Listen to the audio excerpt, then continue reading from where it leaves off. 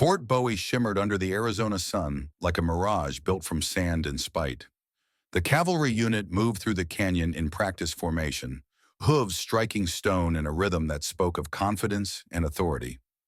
Corporal Ethan Cross rode near the rear, his hand resting on the stock of his rifle, his eyes scanning the terrain with the automatic vigilance of a man who'd learned that survival depended on noticing what didn't belong. The air tasted of dust and something metallic he couldn't name, but recognized as trouble brewing. Colonel James Caldwell led from the front, his posture rigid with the certainty of a man who believed his orders came from God and country in equal measure.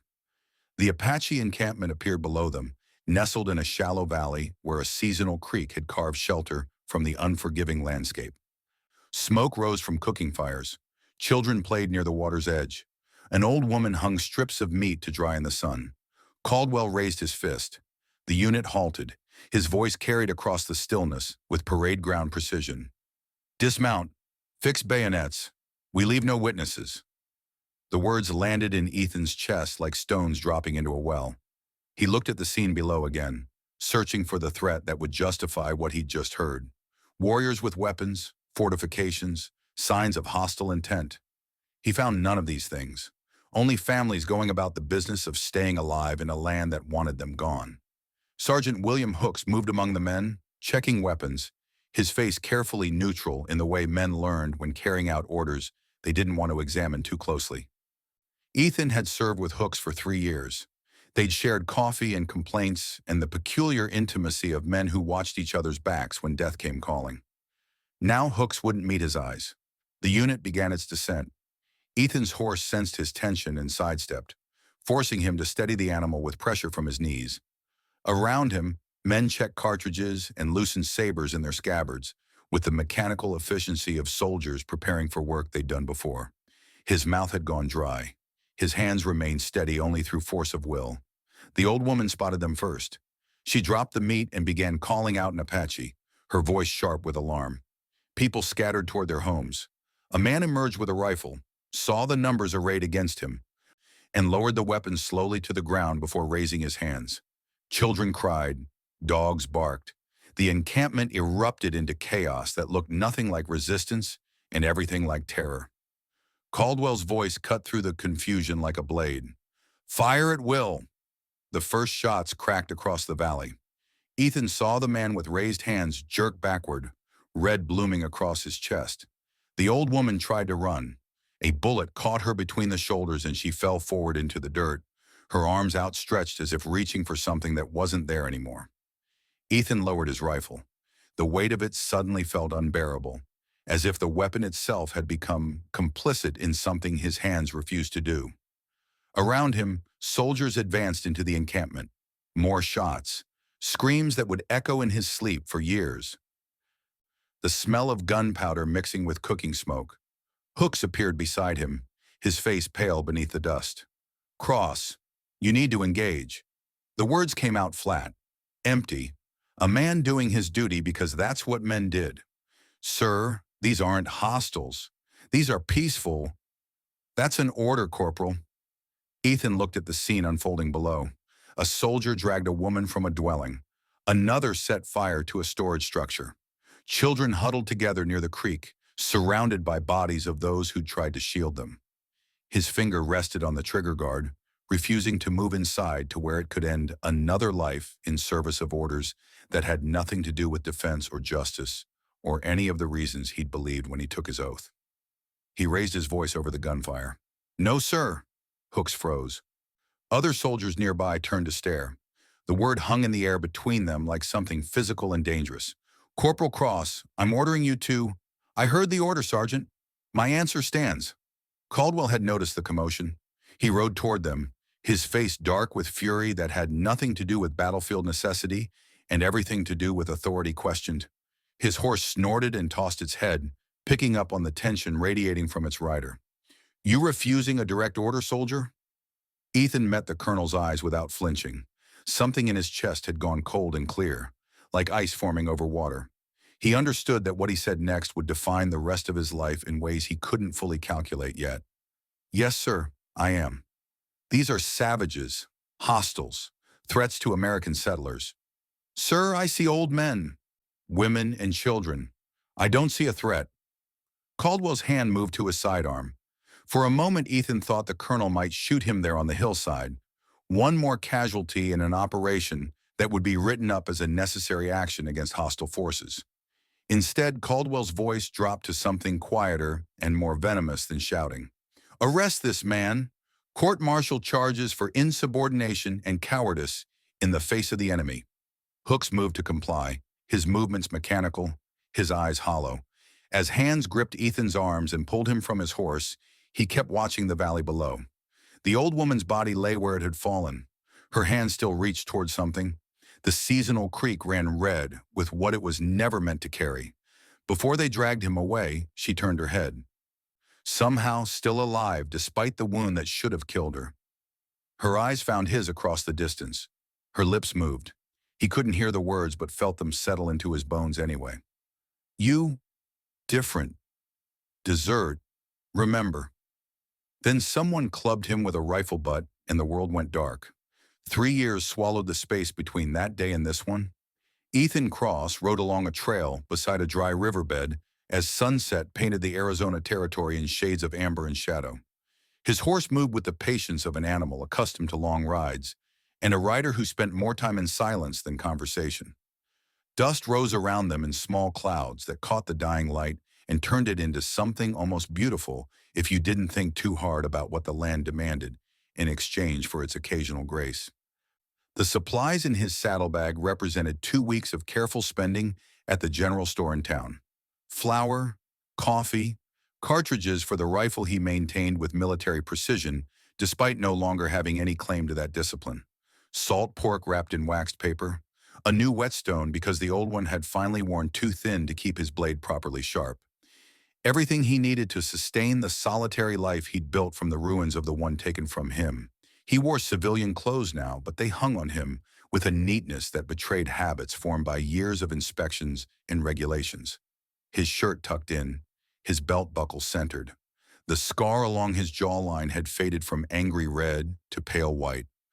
A memento from a guard who'd taken exception to something Ethan said during the weeks between his arrest and his dishonorable discharge. The paperwork had cited cowardice and dereliction of duty. The truth lived somewhere more complicated but no less damning. Daniel's grave lay 2 miles east of his property line, marked by a simple wooden cross that Ethan had carved himself and sunk deep enough to withstand the desert winds.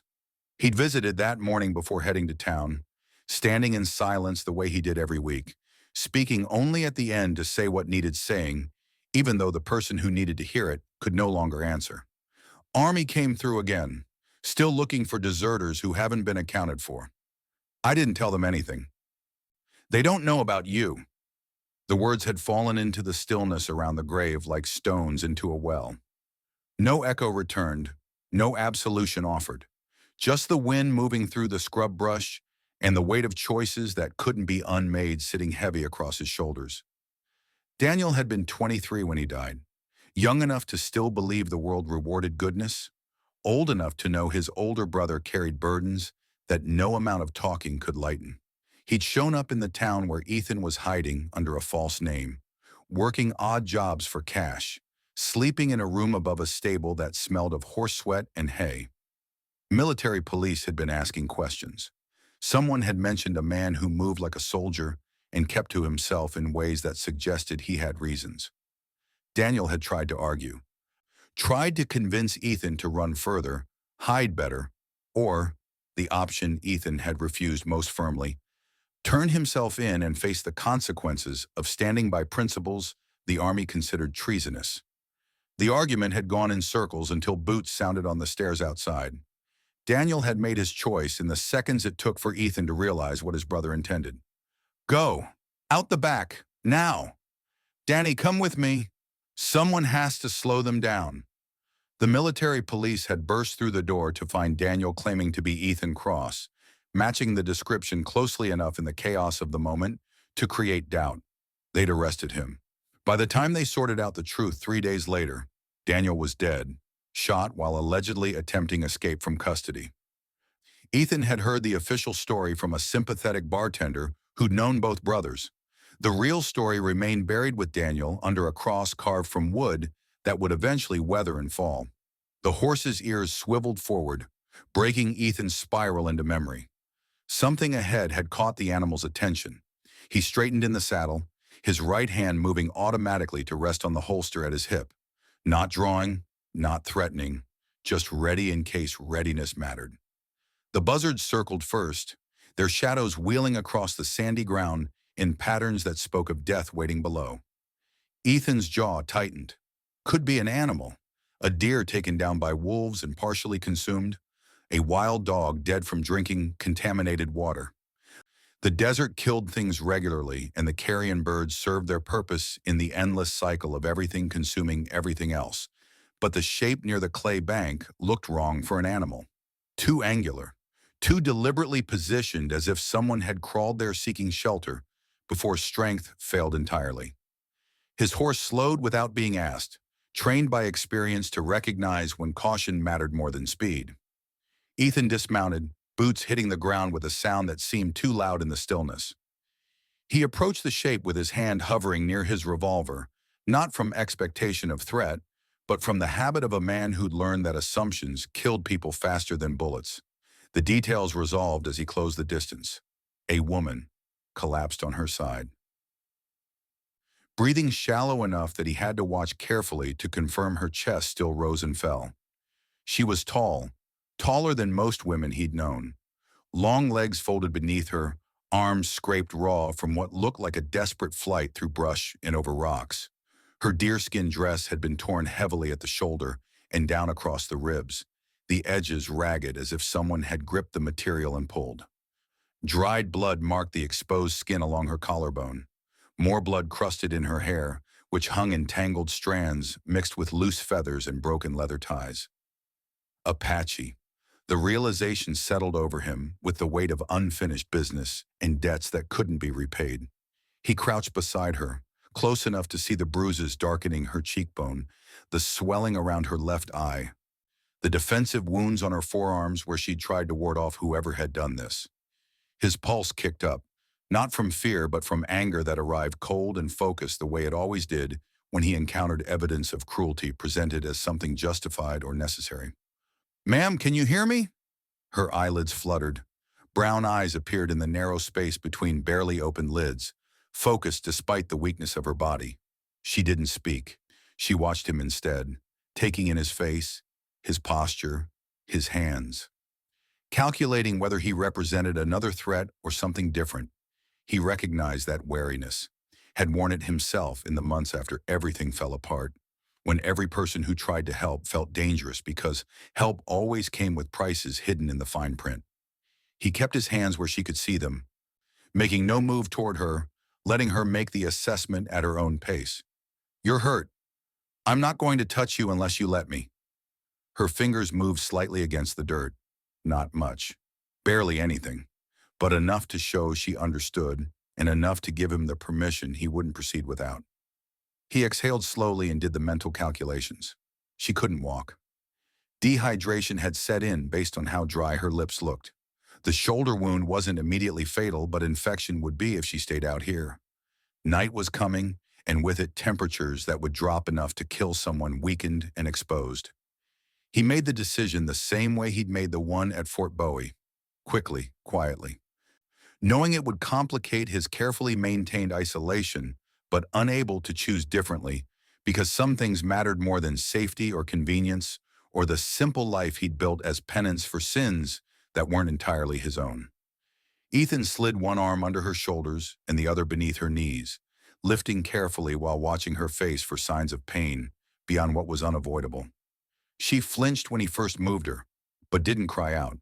Her head came to rest against his chest without intention, her breath warm but uneven through the fabric of his shirt. He could feel her heart beating, faster than it should be, working too hard to keep blood moving through a body that had already given too much. He carried her to his horse and managed to mount while holding her secure against him. The animal shifted beneath the extra weight but settled when Ethan spoke low words of reassurance. Her head leaned against his shoulder, her hair brushing his jaw. He steadied her with one arm while guiding the horse with his free hand. setting a pace slow enough not to jostle her worse than necessary, but fast enough to get them to shelter before full darkness arrived. During the ride, he studied the land they passed through, reading the story written in disturbed brush and drag marks in the dirt. She'd come from the north where raiders had been rumored to be operating, not random thieves looking for easy targets, organized men with purpose behind their violence. He felt anger flicker beneath his ribs, not at her, but at whoever had left her broken in the desert, like refuse to be consumed by scavengers. His cabin appeared as the last light faded, small and sturdy against the emptiness surrounding it. He'd built it himself over the course of 2 months, working until his hands bled and his back screamed, needing the physical labor to exhaust him enough that sleep came without dreams. The structure sat low and practical, designed to survive storms rather than impress visitors. A single window faced east to catch morning light. The door hung straight on leather hinges he'd crafted after the metal ones rusted through. He kicked the door open and carried her inside, laying her on his bed, the only bed in the single-room dwelling. She tried to sit up immediately, some instinct against vulnerability overriding the exhaustion that had claimed her. Pain forced her back down, her breathing hitching with the effort. Ethan knelt beside the bed, his movements deliberate and slow, giving her time to track what he was doing and raise objection if needed. He had warm water on the stove from earlier. He poured it into a basin and brought it to the bedside, along with clean cloths and the bottle of whiskey he kept for occasions, requiring disinfection or fortitude or both. "I'm going to clean your shoulder wound first. It's going to hurt." She watched his face instead of his hands, searching for something he couldn't name but hoped she'd find. He dipped the cloth in warm water and began cleaning away the dried blood crusted around the injury. She winced but didn't pull away. Her chest rose sharply when he touched the torn edge of her dress, where it exposed the scrape along her collarbone. He paused, meeting her eyes, giving her the chance to refuse. When she didn't, he continued working with the clinical detachment he'd learned during his years in uniform, when tending wounded men meant focusing on the damage rather than the person suffering it. Her eyes stayed on his face, tracking every movement, waiting for the moment his gaze would shift to something predatory or possessive. The moment never came. He kept his attention on the wounds, cleaning methodically, his expression neutral except for the tightness around his jaw that spoke of anger directed elsewhere. When he finally draped a blanket across her, covering what her ruined dress no longer could, her hand moved, slowly, hesitantly. Her fingertips touched the sleeve of his shirt just above his wrist. Not gripping, not grasping, just making contact in a way that acknowledged something passing between them that neither had words for yet. He settled into the chair beside the bed, his posture stiff from tension held too long, his mind racing through questions without answers. Who was she? What had happened? Would whoever hurt her come looking? The silence stretched between them, broken only by the small sounds of her breathing and the wind testing the walls outside. She whispered something then, her voice rough and low, shaped by a language he didn't speak. He leaned closer and she repeated it, the words scraping against exhaustion. Nayeli. Her name. He nodded slowly. Ethan. Ethan Cross. Her eyes held his for a moment longer, something shifting in her expression that might have been the beginning of trust or might have been simple acceptance that she had no choice but to believe him for now. Then her eyelids grew heavy and her body eased into the kind of sleep that came from absolute depletion.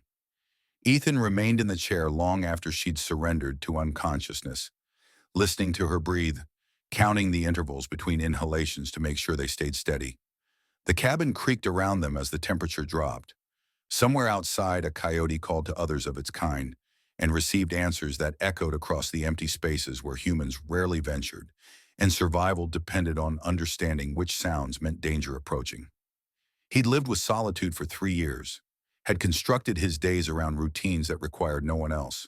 Fix fences, tend the 2 horses he'd acquired through trade and saved wages, ride to town twice monthly for supplies, return before dark, keep his head down and his past buried and his future narrow enough that it couldn't betray him the way broader ambitions had.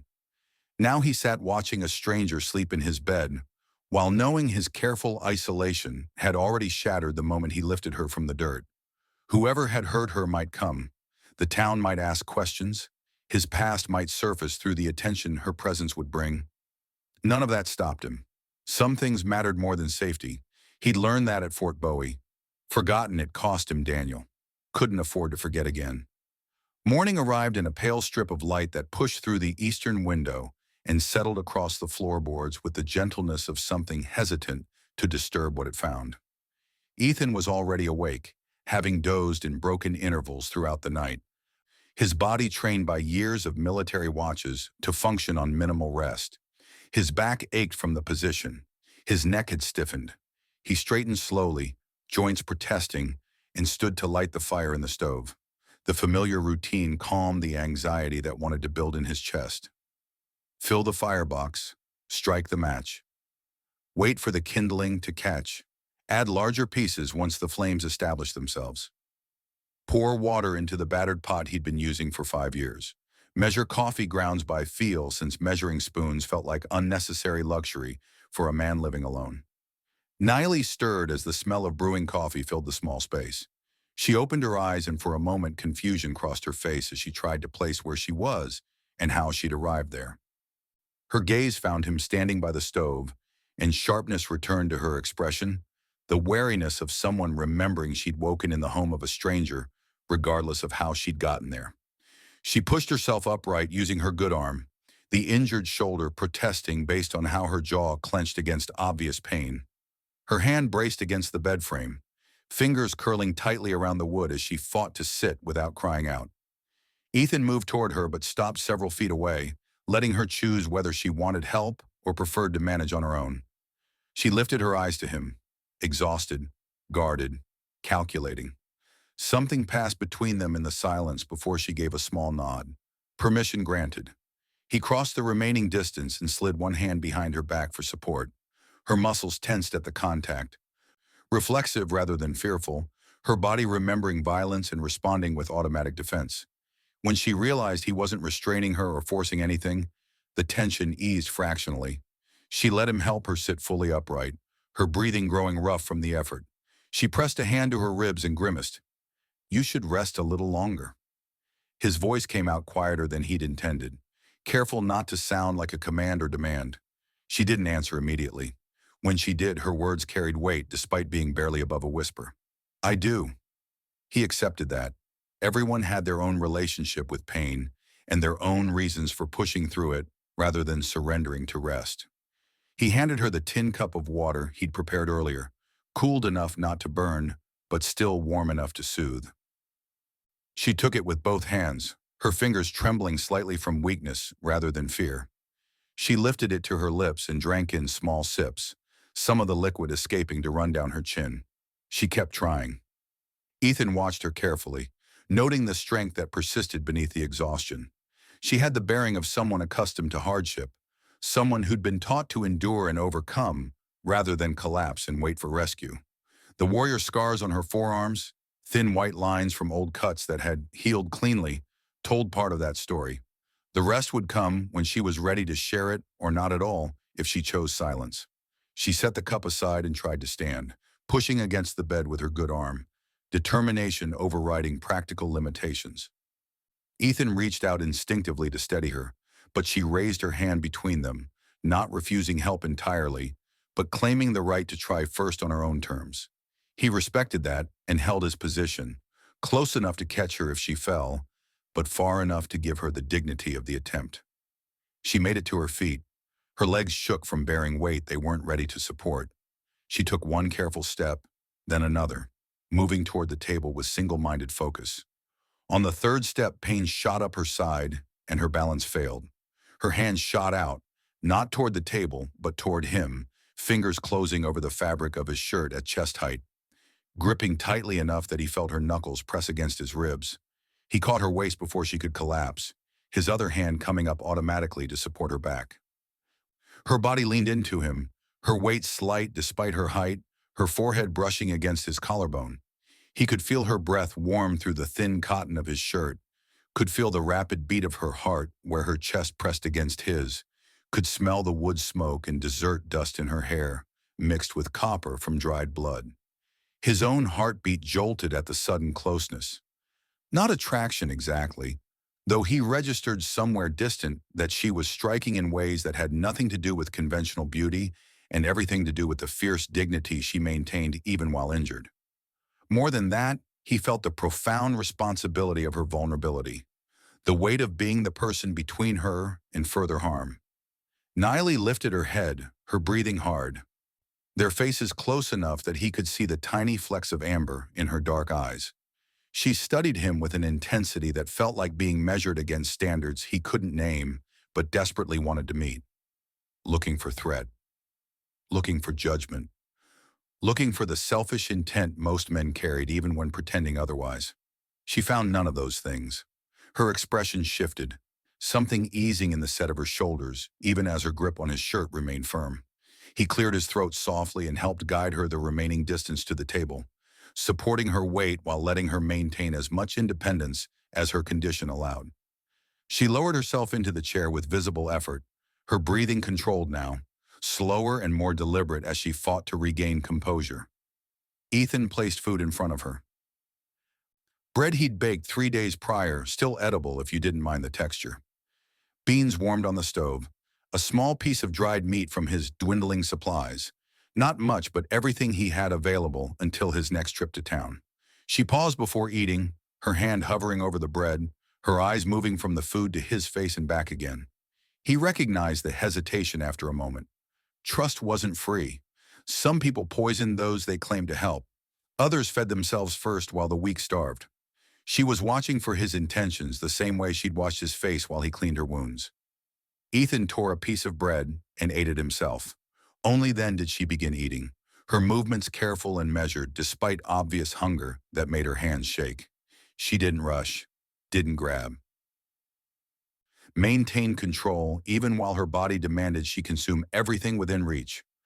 While she ate, Ethan stepped outside to check the horses and scan the surrounding area for signs of visitors he didn't want. The morning air carried the crispness that preceded true heat, that brief window where the desert felt almost welcoming before the sun reminded you why only the stubborn or desperate chose to live here. He looked toward the hills, uneasy prickling at the base of his skull. The feeling from yesterday, the sense of being watched on the road into town, returned with renewed force. When he came back inside, Nayeli was attempting to walk again, moving slowly along the wall with her fingertips trailing across the rough wood for guidance. She had the single-minded determination of someone who refused to accept weakness as permanent. He approached carefully, ready to help but aware she needed to test herself without interference. She took 2 unsteady steps before her knees buckled. He reached her before she hit the floor, his hands catching her arms, steadying her while she fought to remain upright. Her hand landed on his chest again, this time her fingers curling lightly over the muscle beneath his shirt, her palm pressed above where his heart beat faster than it should.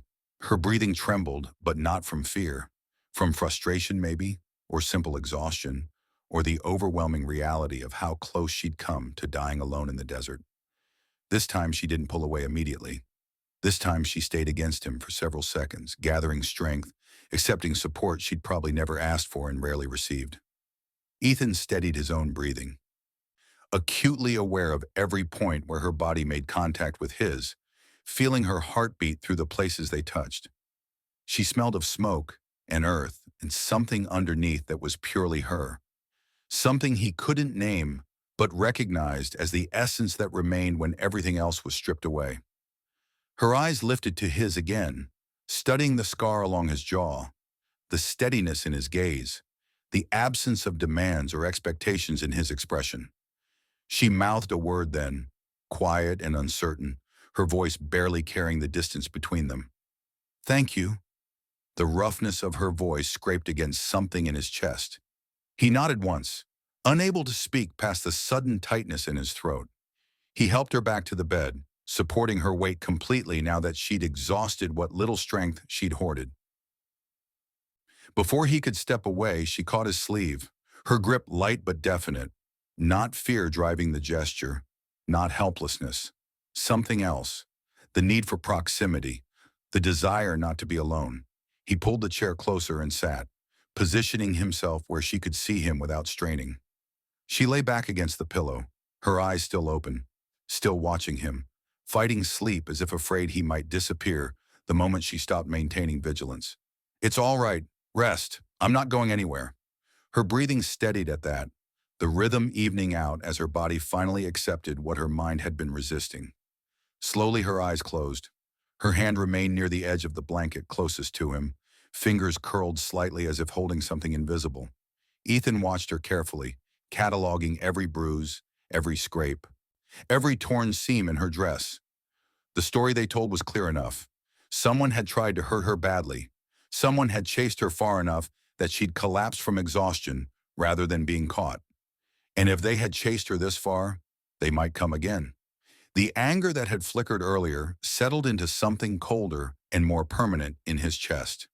A mix of protective instinct and fury directed at people he hadn't met but already hated for what they'd done. He didn't regret bringing her here. The complications didn't matter weighed against leaving her to die, but he felt the weight of what came next pressing down on his shoulders alongside all the other weights he carried. Wind pushed against the cabin walls as afternoon arrived. Ethan stepped outside again to gather water from the well, his eyes scanning the horizon every few seconds out of habit and necessity. No riders appeared. No smoke rose in the distance. No dust clouds betrayed approaching horses. The emptiness should have been reassuring. Instead, it felt like the stillness before something broke. Inside, Nayli slept with the depth of someone whose body had finally overridden consciousness to claim the rest it needed for healing. Ethan stood in the doorway watching her, then moved to prepare broth from the dried meat and some herbs he kept for occasions when his own appetite failed. Simple food, but it would give her body something to work with when she woke. The afternoon passed in silence, broken only by small sounds. The fire crackling, water boiling, his footsteps crossing the floor to check on her breathing steady and deep. Outside, the wind picked up, carrying sand that hissed against the walls like whispered warnings about futures that hadn't arrived yet, but were coming regardless. As sunset approached, Nayeli stirred again, her eyes opening more easily this time, her body less rigid with the wariness that had dominated earlier. She pushed herself to sitting with less obvious pain, the rest having done its work even if full healing remained far off. Ethan brought her the broth, and she accepted it with both hands, sipping slowly, her eyes never leaving his face. "You slept most of the day. Your fever's down. That's good." She lowered the cup and traced a finger along the blanket's edge, her movements thoughtful and measured. When she spoke, her voice came out softer than before, not weak but gentled somehow. "Safe here." Two words that carried weight beyond their simplicity. A question and a statement simultaneously, seeking confirmation and offering observation. He met her eyes without looking away. "Yes, nobody's going to hurt you." She held his gaze, trying to judge whether she could trust those words or if they were just sounds men made to get what they wanted. Eventually, her shoulders eased fractionally, belief arriving not all at once, but in small increments that might grow into something more solid. She tried to stand again. Ethan moved to help, and this time she accepted without hesitation, taking his offered arm, using his strength to supplement her own. She placed her feet on the floor and steadied herself before pushing upright, her legs shaking but holding.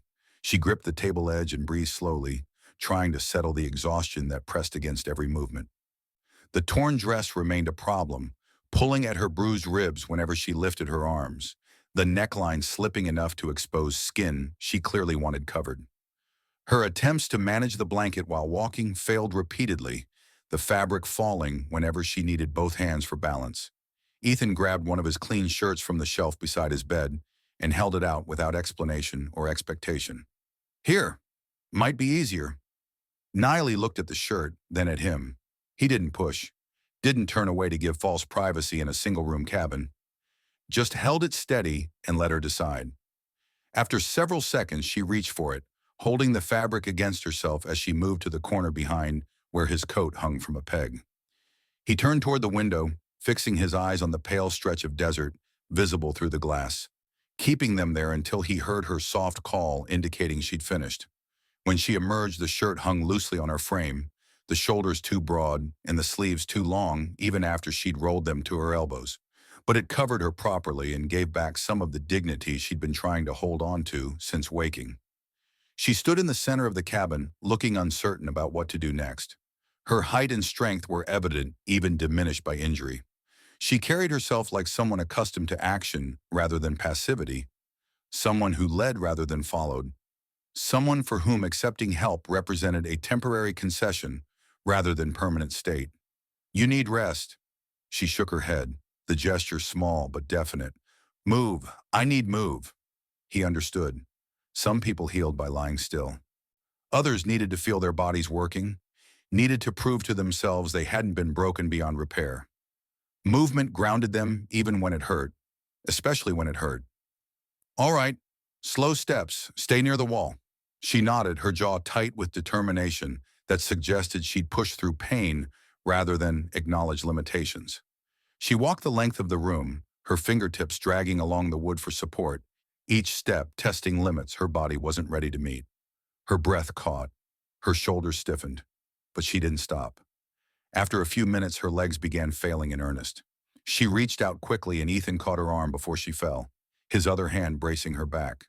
She leaned heavily into him, her height matching his so closely that her forehead touched his cheekbone when she sagged against his support.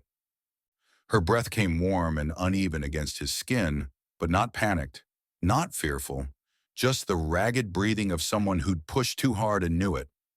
Ethan steadied his stance, taking her weight while giving her time to recover without forcing her to acknowledge the weakness aloud. You're pushing too hard. She didn't answer with words, simply stayed against him, drawing from his strength until she could find her own again.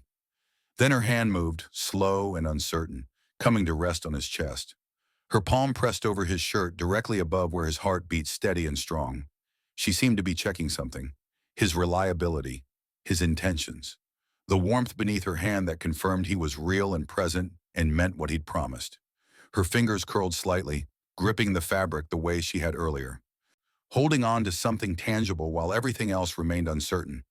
You helped me. No man helped before.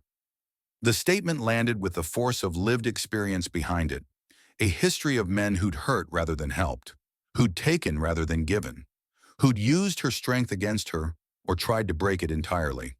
He didn't know how to respond to that weight, didn't want to offer empty reassurances that meant nothing against the evidence her life had provided. So he gave her the one thing he was certain of, the only truth he could guarantee. You were alone out there. I saw you. I wasn't going to leave you. She looked at him as though weighing his words against every other word men had spoken to her over the years. Slowly, the tension in her shoulders eased. She allowed him to guide her back to the bed, his movements careful, his support unwavering. Once seated, she surprised him by reaching up. Her fingers brushed his jawline, tracing the scar near his chin with deliberate attention. The touch was exploratory rather than intimate, her way of trying to understand him through physical evidence, the same way he'd been trying to understand her. She studied his face while her fingertips mapped the old injury, her eyes searching for something in his expression that would tell her whether the scar came from honorable conflict or shameful causes. Ethan froze, unprepared for the gesture, unprepared for how it made him acutely aware of every point where her skin met his. She was deciding something, making an assessment that mattered in ways he couldn't fully grasp yet. The lantern light softened her features, but he could see the strength there clearly now. Not just physical strength, though that was evident. Something deeper, a core of determination that pain and cruelty hadn't managed to erode. Her hand lowered, but the moment stayed, hovering between them like something that would need addressing eventually, but not yet. Not while everything remained too raw and uncertain. Ethan cleared his throat, breaking the silence that had stretched too long. I'll make more broth. She nodded, her eyes tracking him as he moved to the stove. Then she spoke quietly, the words carrying across the small space with unexpected weight. Thank you, Ethan.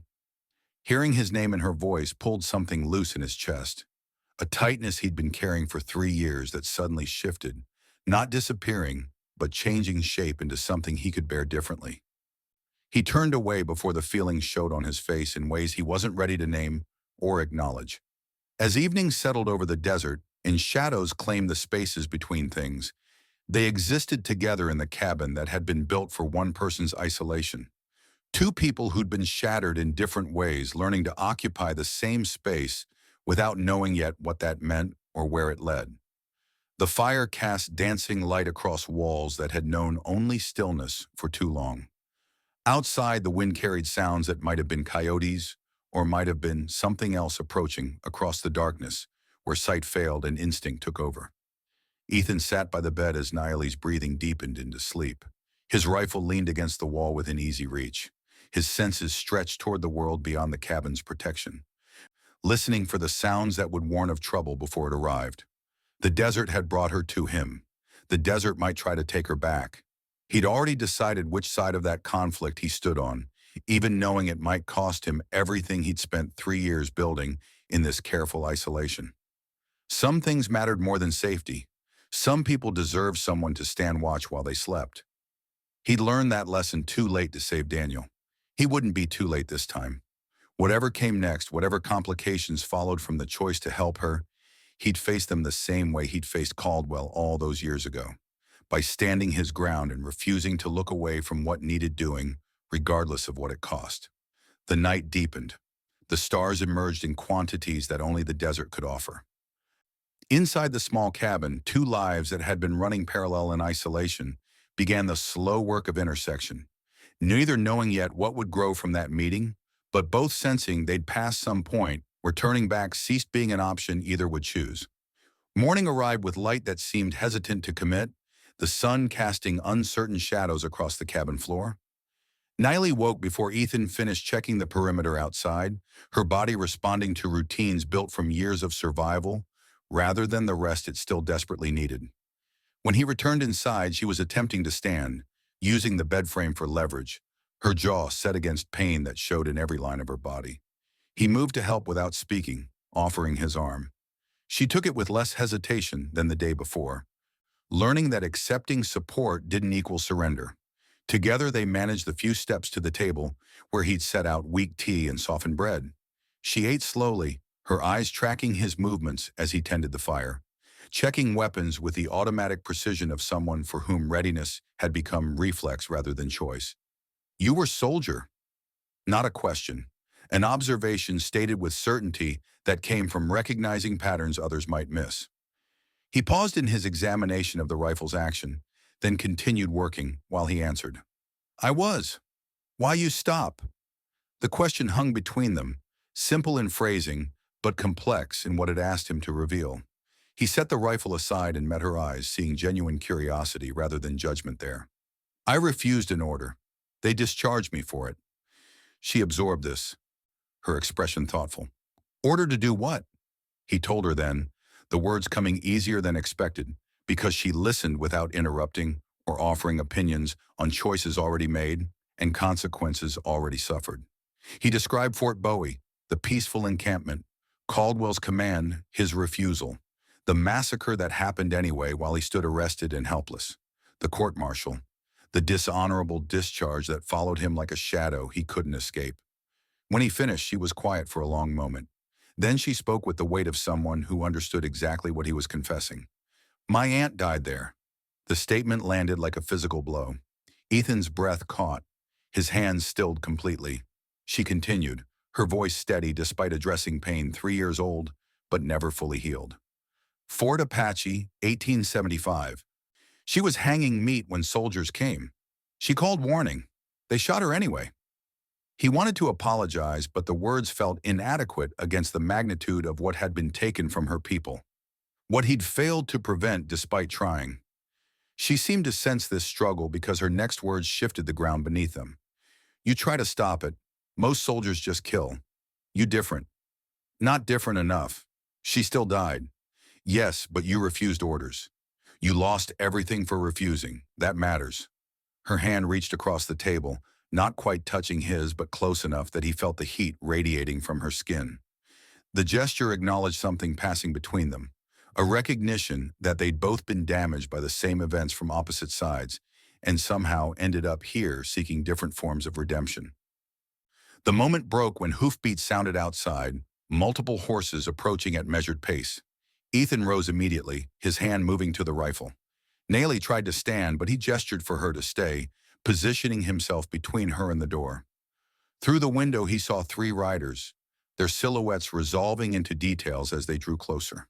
The lead rider dismounted with deliberate slowness, his movements carrying authority that needed no announcement. Age had weathered his face into something that looked carved from the same stone as the mountains behind him. Beadwork decorated his buckskin shirt. A necklace of bone pieces rested against his chest. His eyes held the sharpness of someone who saw through surfaces to what lived underneath. Behind him, two younger warriors sat their horses with the stillness of men comfortable with violence, but disciplined enough to withhold it until necessary. The younger one, barely 20, watched everything with hungry attention. The older warrior's face bore scars that spoke of battles survived and lessons learned through pain. Ethan stepped onto the porch, keeping his hands visible, his posture non-threatening, but not submissive. The old man raised an open hand in the Apache gesture of peace. Ethan returned it. "Can I help you?" "We follow tracks 2 days. Find blood, find signs of struggle. Thought she died." His English carried the formal precision of someone who'd learned the language through necessity rather than choice.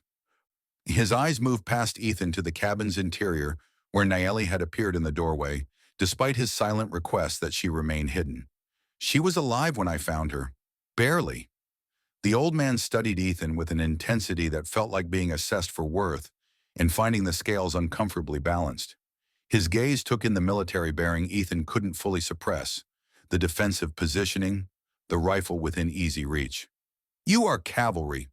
The words carried accusation and inquiry simultaneously. Ethan straightened, meeting those sharp eyes without flinching. "I was. Why you have my daughter?" The revelation shifted everything. Not just any Apache woman, the chief's daughter. The stakes had just multiplied beyond what he'd calculated when lifting her from the desert floor. Ethan chose his words carefully, aware that anything less than complete honesty would be detected and judged harshly. "I found her collapsed near the dry riverbed. She was dying. I helped her because it was right. Many men save women for bad reasons." Before Ethan could respond, Nayeli stepped forward. She spoke in Apache, her voice carrying strength despite her weakened condition, addressing the old man with respect but without deference. She gestured toward Ethan multiple times during her explanation. The old man's expression remained neutral throughout, giving nothing away. When she finished, he turned his attention back to Ethan, circling slowly, studying him with the thoroughness of someone who'd learned that small details revealed character more reliably than grand gestures. "I know you." Ethan tensed. The old man continued, his voice carrying certainty. "Fort Apache, 1875.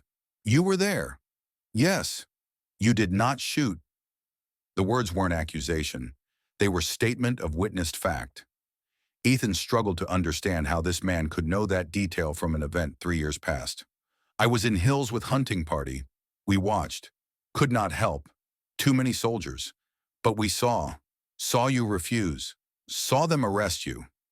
He stopped circling and faced Ethan directly. "My wife saw this before she died. The woman you saw reaching. She told me, white soldier refused orders. She said, that one is different." The weight of that connection settled over Ethan like something physical. The dying woman's words at Fort Bowie had been for her husband, a message he'd unwittingly carried for 3 years without knowing. "I'm sorry I couldn't stop it. I should have." The chief raised his hand, silencing him. "You refused order. You were punished. You lost rank and honor for refusing. My wife saw this. She said, 'Desert will remember.'" He paused, letting that sink in before continuing. "I am Chief Dakota. This is my daughter Nayeli. Because you tried to protect my people then, because you protected my daughter now, I owe you chance." Something in how he said chance suggested complications were coming. Dakota's next words confirmed this suspicion. "By our law, a man who saves Chief's daughter must be offered place beside her, as protector, as partner. This is great honor." Ethan felt Nayeli's attention sharpen behind him. Dakota wasn't finished. "But chance must be earned. Trust is not given freely when history teaches suspicion." He gestured toward the younger warriors. "You will prove yourself. 7 days. You keep her safe from those who hunt her. You prove honor remains when tested. After 7 days, if you succeed and she still chooses, bond will be honored." The older warrior with scars spoke for the first time, his voice carrying the roughness of damage to his throat. Raiders who took her were not random thieves. They had training, military weapons. They spoke of Colonel who hired them. Ethan's gut clenched. Only one colonel he knew would do something like this. Dakota saw his reaction. You know who? James Caldwell. He was my commanding officer. The one who gave orders at massacre? Yes. Then you understand. This is personal for him. He comes not just for land or leverage. He comes for revenge against man who refused him, against people who survived him. Dakota moved closer, his voice dropping but losing none of its intensity. 7 days. Keep my daughter safe. Prove you can protect what you claim to value. Then we speak of future. He turned to leave but paused, looking back. The raiders were hired to take her alive. Someone wants leverage against our people. She is not safe until that someone is stopped. The 3 riders departed, leaving supplies near the porch as gesture of goodwill. As they disappeared into the distance, Ethan became aware of Nayeli standing close behind him. Her voice came quietly. My father is careful, man. He tests everyone. I understand. He's protecting you. You are angry? He turned to face her, surprised by the question. No, I'm determined. Something shifted in her expression, a reassessment happening in real time. She studied his face with the same intensity her father had shown, searching for cracks in his resolve or hidden motives beneath his words. Finding neither seemed to satisfy something in her. 7 days, I already know my choice, but custom demands respect. You understand? I understand. She moved back inside, leaving him to process the new parameters that had just defined his immediate future. 7 days to prove he could protect her against men with training and resources, while he had isolation and determination. 7 days while the woman he'd saved decided whether the bond forming between them was worth acknowledging in front of her, people and his God. The afternoon passed in establishing new patterns. Nayeli insisted on learning his defensive preparations despite her injuries. He showed her sight lines from the cabin, positions offering cover, the signals he'd use if trouble approached. She critiqued with the confidence of someone who'd been trained in tactics, pointing out weaknesses in his planning and suggesting improvements. You think like cavalry, rigid lines, direct approach. And you think like? Apache. We move like water, find weakness, strike where unexpected. She demonstrated despite his protests about her reopened shoulder wound, moving through the cabin and yard with fluid efficiency that made his military training look clumsy by comparison. Even injured, she carried the grace of someone completely comfortable in her body and certain of its capabilities. Teach me. The request surprised her. She tilted her head, studying him. Why? You know soldier ways. Because your way kept you alive when soldier way would have gotten you killed. I want to learn. Something in her expression softened at that admission. She began teaching him, showing him how to read land not as terrain to be crossed, but as living entity with rhythms and patterns, how to move without disturbing the environment's natural flow, how to become part of the landscape rather than intruder upon it. They worked through the afternoon, her strength returning incrementally with each hour that passed. When she finally needed rest, she settled onto the porch rather than returning to bed, her need to remain aware trumping her body's demands for continued healing. The older warrior with scars, Kimi, she told him, returned near sunset with additional supplies and a message from Dakota. He would remain nearby but not interfere. This was Ethan's test to pass or fail on his own merits. Kim lingered after delivering his message, studying Ethan with open curiosity. Why you live alone out here? The question carried no judgment, just genuine interest. Ethan considered deflecting, but decided honesty served him better. Personal reasons. Running from something or towards something. Both, maybe. Mostly trying to figure out which direction matters more. Kemi nodded as if that made perfect sense. I know about Daniel Cross. Ethan froze. Keem continued before he could formulate response. Your brother came through our territory 2 years before he died. Lost, injured. We helped him. He stayed 3 days. Learned from us. Spoke of his brother who carried too much weight. The revelation staggered him. Daniel had never mentioned that encounter. Never told him he'd connected with the Apache people Ethan had tried to protect. He asked us to watch for you if you ever came this way. Said you were a good man who needed reminded of that sometimes. Kem's voice gentled slightly. Your brother worried about you even then. He knew you struggled. He tried to set up support before he died. The knowledge hit Ethan harder than expected. Daniel had been planning for his future, building networks of care, believing his older brother was worth saving even when Ethan himself had stopped believing it. The weight of that gift pressed against his chest until breathing required conscious effort. He didn't blame you. Whatever guilt you carry, he didn't share it. Kem left after that, his words hanging in the air, like something Ethan would need to unpack slowly over time. He sat on the porch beside Niley as darkness claimed the desert. Neither speaking, both processing revelations that had reshaped their understanding of how they'd arrived at this moment. She broke the silence first. Your brother sounds like he was a good man. He was. Better than me. You cannot know that. Good is not competition. It's just choice made over and over. Her hand found his on the weathered wood between them. Not gripping, not demanding, just resting there, warm and solid and present. He turned his palm up and her fingers settled into it naturally, the contact feeling both new and ancient simultaneously. They sat that way as stars emerged in quantities that only the desert could offer. Two people who'd been shattered by the same violence, learning that broken pieces sometimes fit together in unexpected ways. Inside the cabin, his rifle waited. Outside in the darkness, raiders might be planning their next approach. 7 days stretched ahead, filled with tests and dangers and decisions that would define futures neither could fully predict. But for this moment, they held hands on a porch while the desert breathed around them, and that was enough.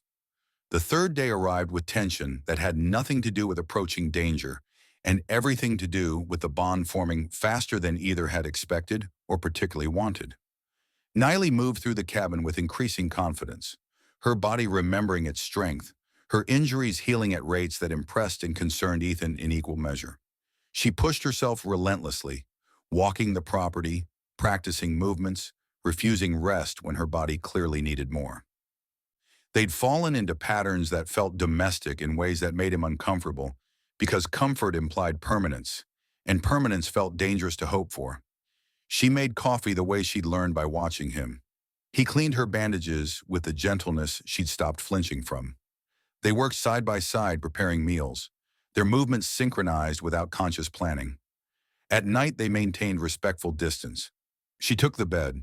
He kept the chair.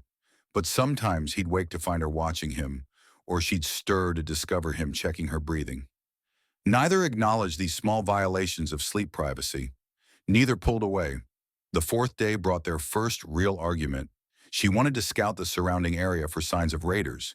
He refused to let her go alone. She insisted she'd been doing this longer than he'd been alive. He countered that her father had given him responsibility for her safety. Her eyes flashed with anger that transformed her face into something fierce and magnificent. I am not child needing protection. I am warrior. I have killed men in battle. I have led raids against cavalry. You forget this? I forget nothing.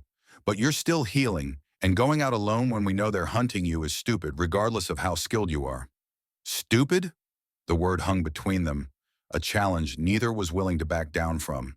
They stood close enough that he could see the rapid pulse in her throat, could feel the heat radiating from her body, could smell the combination of sage and smoke that clung to her hair. Her hand had moved to the knife at her belt without conscious decision. His weight had shifted automatically into defensive stance. For several heartbeats, they existed in that charged space where violence and something else entirely lived side by side, both possible, both tempting in different ways. Then she laughed, not mockery, genuine amusement at the absurdity of them squaring off like opponents when they'd been allies since the moment he lifted her from the dirt. You are stubborn. So are you. Yes, this will be problem. Probably. Her hand relaxed away from the knife. His posture eased out of ready position, but neither stepped back, caught in proximity that felt charged with something neither wanted to name yet. We scout together then. You teach me cavalry way of seeing. I teach you Apache way. Maybe together we see everything. The compromise satisfied them both, and more importantly, gave them excuse to spend hours walking the property together. Her showing him how to track signs he'd never learned to read, him teaching her military tactics she'd only encountered as enemy on the other side. They worked well together, their different training creating synthesis stronger than either approach alone. Near sunset of the fourth day, a single rider approached under white flag. Ethan recognized him before the man came within rifle range. The posture, the way he sat his horse, the particular angle of his campaign hat. Sergeant William Hooks, looking older than 3 years should account for, his uniform dusty from hard riding. Ethan stepped into the open, his hand near his sidearm but not touching it. Nayeli positioned herself at the cabin corner where she could observe without being obvious target. Hooks dismounted 20 yards out and approached on foot, his hands visible and empty. "Been a long time, Corporal. Sorry, not Corporal anymore." The greeting carried awkwardness of old friends meeting across a chasm neither was certain could be bridged. Ethan kept his voice neutral. "What do you want, Will?" "To talk, as friends." "We're not friends, not anymore." Pain flickered across Hook's weathered face. "Because you deserted. Because you didn't." The accusation landed cleanly. Hooks absorbed it without argument, because they both knew the truth of it. He'd followed orders Ethan refused. He'd participated in the massacre Ethan had tried to prevent. The blood on his hands would never fully wash away regardless of how many years passed. "Fair enough, but I'm here anyway. With warning, you need to hear." "I'm listening." "Caldwell's coming. Maybe tomorrow. Maybe day after. 20 men. Hired guns mixed with former soldiers. He wants the Apache girl, but he wants you more." "Why?" "You made him look weak. Story of you refusing orders spread through ranks. Other men started questioning him. He lost command because of it. Got forced out same as you, but without the honor of standing for principle. Just incompetence and cruelty adding up until Army couldn't ignore it." Hooks took a step closer, lowering his voice. "He's got nothing now except bitterness and schemes to get rich off land that isn't his. Taking the chief's daughter gives him leverage. Getting revenge on you gives him satisfaction. He'll do both if he can." "Why are you telling me this?" The question hung between them, weighted with all the betrayal and brotherhood that had once bound them. Hooks met his eyes directly. "Because I've been following bad orders too long. Because I watched you lose everything standing up for what's right, and I did nothing. Because maybe it's not too late to make a different choice." "You're still wearing his uniform. For 3 more months, then my pension vests. If I disobey before that, you lose everything." Hooks nodded miserably. "So you came to warn me but won't actually help when it matters." "I didn't say that. I said I can't openly disobey. But there's space between following orders and helping him succeed." Nayeli emerged from her position then, moving to stand beside Ethan. Hooks saw her and something complicated crossed his face. Recognition of her humanity colliding with ingrained prejudices, military discipline warring with moral discomfort. "Ma'am, I apologize for the trouble coming your way." She studied him with the same intensity her father had shown Ethan, seeing past uniform to the man wearing it. "You are soldier. You follow orders. But he," she gestured toward Ethan, "he chose different. That is why I trust him." The contrast wasn't subtle. Hooks flinched from it but didn't argue. He turned back to Ethan. 3 days. Caldwell arrives in 3 days. I'll be with him. I'll be in uniform. But I'll also be looking for ways to even the odds without getting myself court-martialed. That's all I can ask." Hooks mounted his horse but paused before leaving. "Ethan, if you somehow survive this, if you manage to stop him, there's going to be hell to pay after. You know that?" "I know. And you're doing it anyway. What else can I do? Run? Let her be taken? Let Caldwell steal more land and hurt more people?" Hooks shook his head slowly. "You haven't changed at all. Still the same stubborn bastard who'd rather die right than live wrong. That's supposed to be an insult? I genuinely don't know anymore." He rode away, leaving Ethan and Nayeli standing in the yard as the sun sank toward the horizon. She spoke first. "Your friend is coward. My friend is scared. There's a difference. You think he will help? I think he wants to. Whether he actually will when the moment comes, that I can't answer." She considered this, then nodded slowly. Fear makes men do strange things. Sometimes it makes them heroes. Sometimes it makes them empty. Which one do you think he'll be? I think he will decide when bullets fly. Not before is not choice that can be made in safety. Her wisdom caught him off guard the way it often did, her observations cutting through complexity to core truths he'd been circling without naming. He turned to face her fully. You should leave. Go back to your people. Let me face this alone. No, Niley, he's coming with 20 men. I can't win that fight. Best I can do is make them pay for taking you. But if you're not here, then what? He comes anyway. He brings his army anyway. Only difference is you die alone instead of with someone fighting beside you. At least you'd be safe. She stepped closer, her height bringing them nearly eye to eye, her expression fierce with determination that wouldn't be argued away. I am daughter of chief. I am warrior. I have faced death before. I do not run from it now just because odds are bad. This isn't your fight. You made it my fight when you saved me, when you stood with me against Father's test, when you chose to protect me instead of staying safe. You think I abandon you now? Her hand came up to rest against his chest the way it had repeatedly since she'd first touched him there, over his heart, checking for steadiness, for certainty, for the qualities she'd been measuring since she opened her eyes and found him kneeling beside her in the desert. We stand together. We fight together. We survive together or we fall together. This is way it is. Something in his chest cracked then, not breaking but opening, making space for the possibility that he didn't have to face everything alone anymore. That partnership might be real, that someone might actually choose to stand beside him, knowing full well the cost of that choice. He covered her hand with his own, feeling her heartbeat through her palm, matching the rhythm of his own pulse to hers. Together then. Together.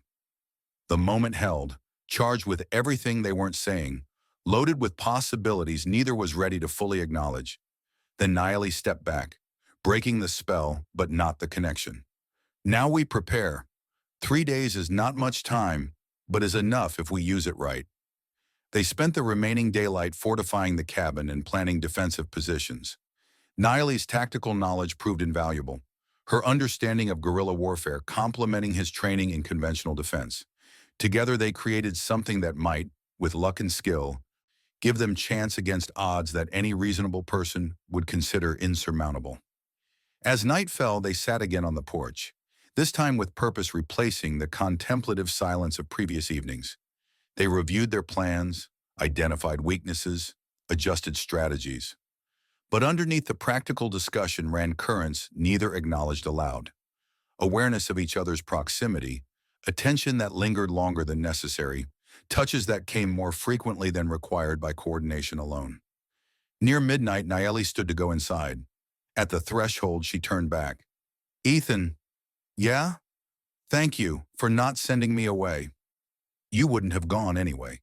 She smiled, rare and genuine. No, but thank you for not trying harder. She disappeared inside, leaving him to the darkness in his thoughts and the knowledge that 3 days from now, everything would change one way or another. He touched the place on his chest where her hand had rested, feeling phantom warmth still radiating there. Wondering when exactly she'd stop being a stranger he saved and become someone he couldn't imagine losing. The desert wind picked up, carrying sounds from far away. Coyotes and nightbirds, and the whisper of sand moving across stone. Somewhere out there, Caldwell was coming with his army and his grievances. Somewhere closer, Hooks wrestled with his conscience. Somewhere in the darkness, Keem watched from his camp, reporting back to Dakota that his daughter had chosen a white man who'd lost everything standing for principle.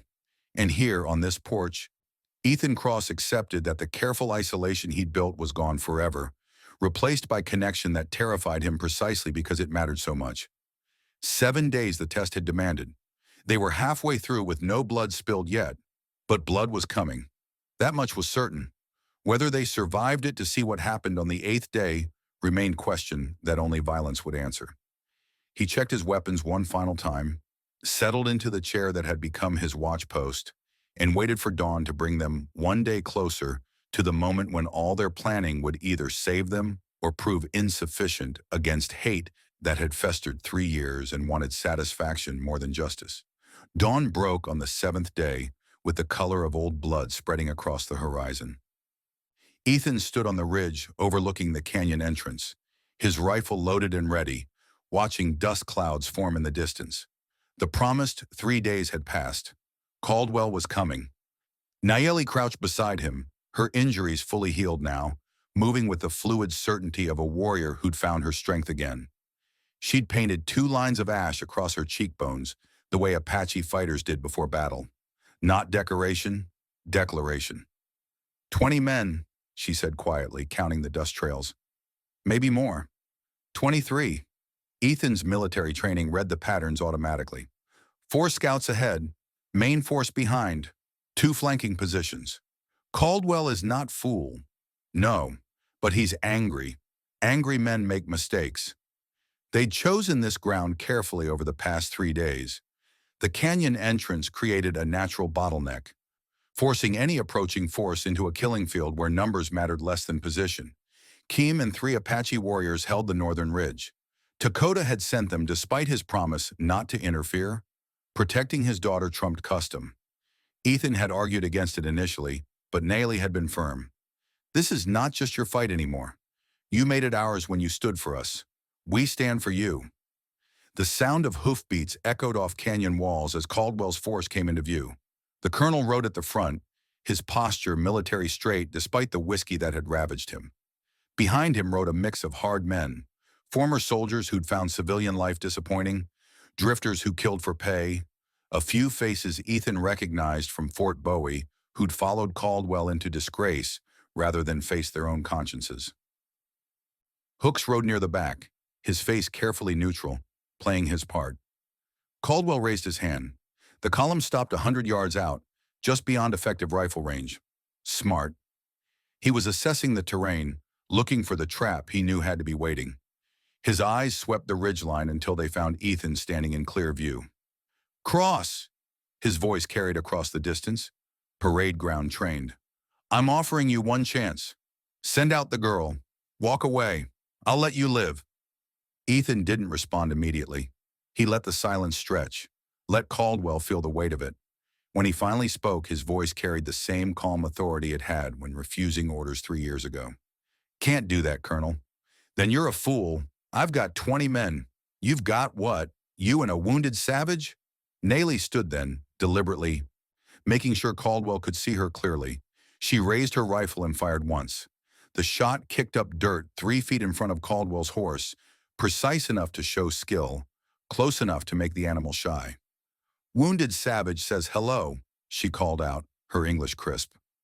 Caldwell's face darkened. He gestured to his men. Anyone who brings me that woman alive gets double pay.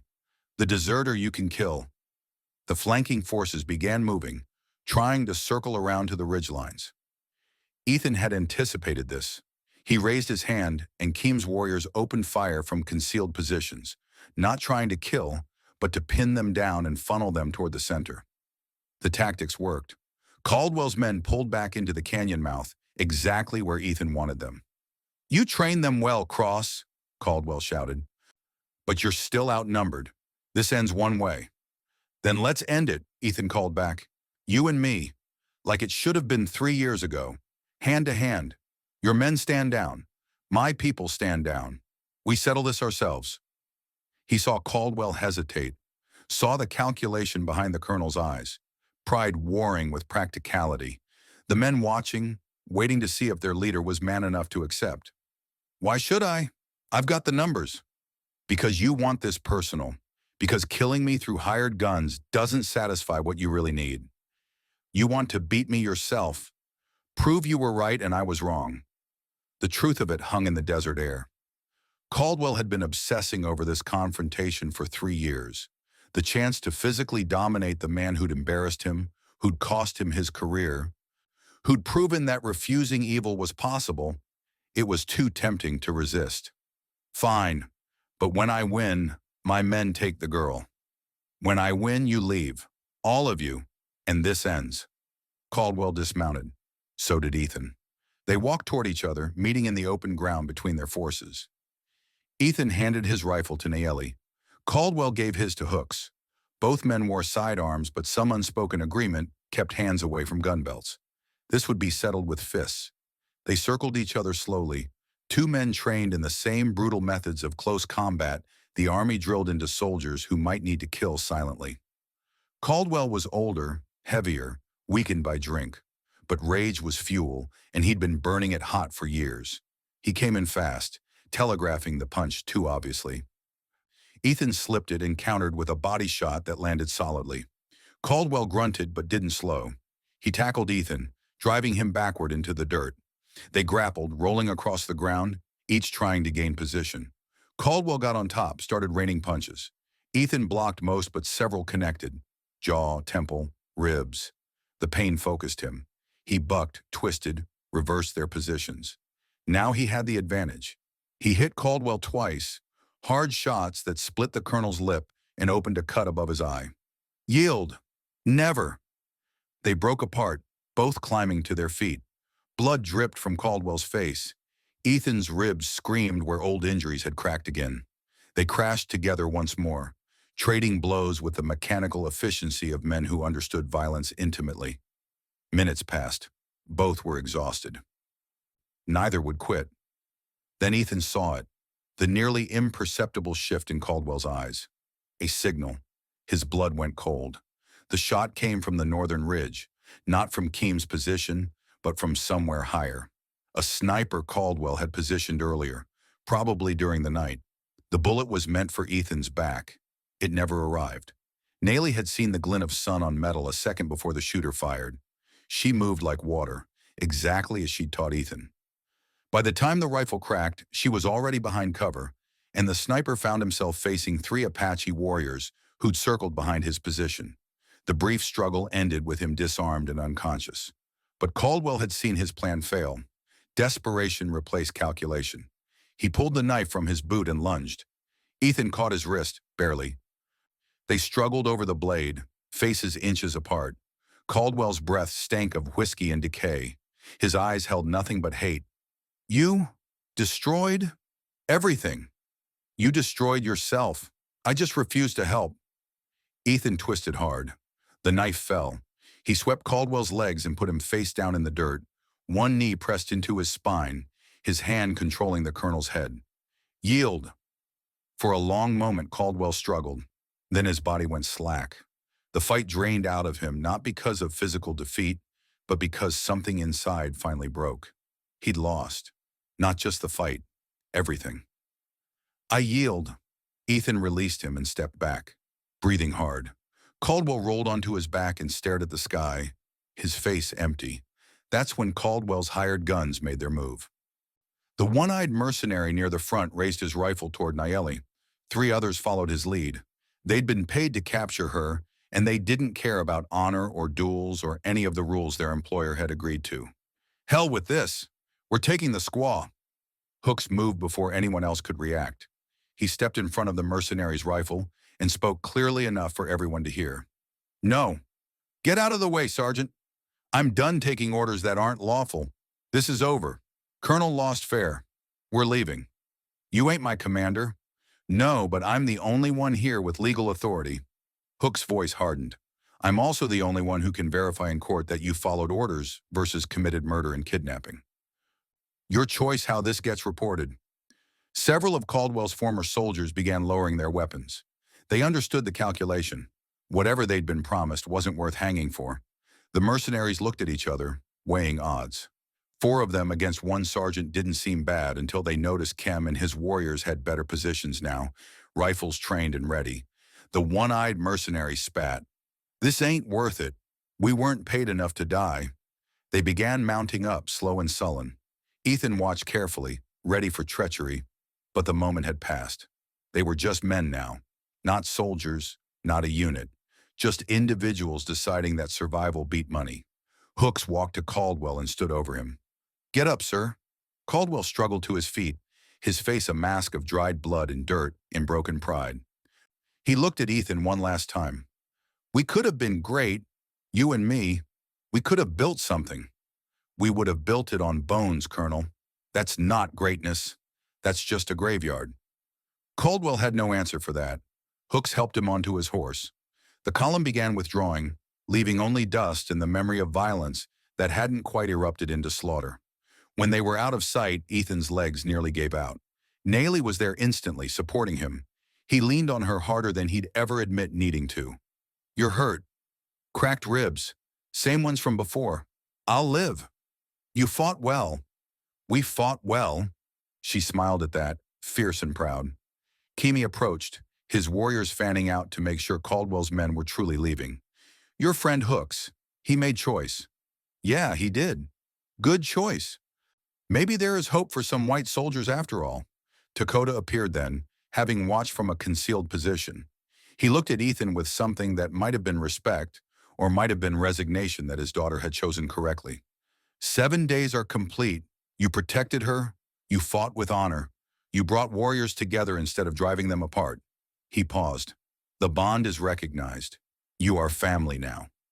Ethan started to respond, but Dakota held up a hand. "This does not make you Apache. This does not erase what was done to our people. This makes you bridge. Bridges are uncomfortable places. You stand between worlds. That is hard path." "I know. Good. Then walk it well."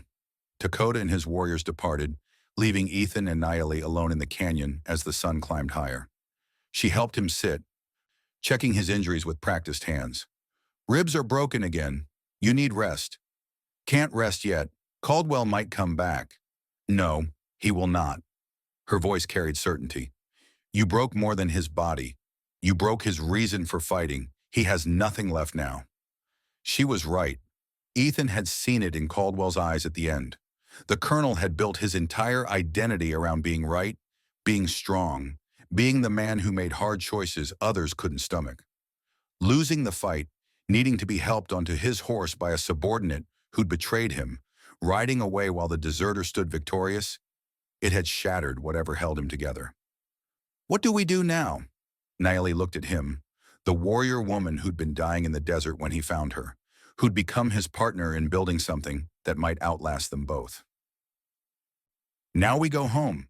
We heal. We build. And when they bring him to trial, we testify. We make sure this ends properly. Together? Always together." She helped him to his feet. The walk back to the cabin was slow and painful, but neither hurried. They'd survived. They'd won.